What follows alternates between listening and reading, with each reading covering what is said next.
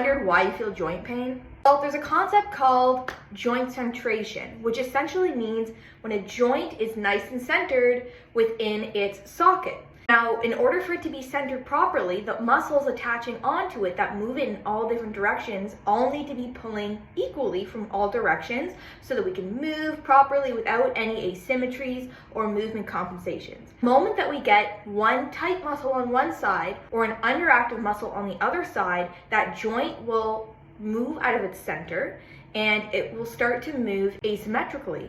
And this is where we can get asymmetrical movement patterns on different sides of the body. This is very important because if this asymmetry goes on for a long time, this is when we get long-term joint structural changes like degeneration and movement compensations and weaknesses. And when a chiropractor is assessing your joints, we're assessing for restriction. This essentially doesn't mean necessarily that the joint is coming out of place, but we're looking for where there is more movement on one side, there's always less movement on the other side.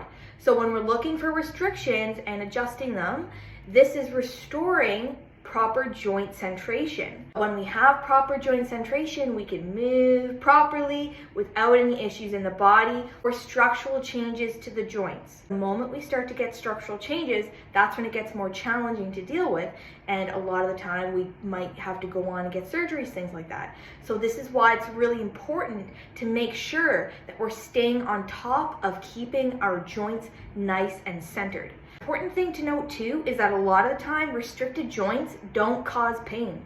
So just because we aren't feeling pain doesn't mean that we don't have any joint restrictions. And it's important to be on top of this too, because the moment that we have a tight muscle on one side, we are going to have underactive muscles on the other side. So even if we're doing exercises without really addressing this imbalance, we're only going to be causing more of the imbalance because we're going to be working already overactive muscles and not enough of the underactive muscles. It's very important to make sure that you're getting assessed by a local chiropractor to make sure that these joints are properly centered.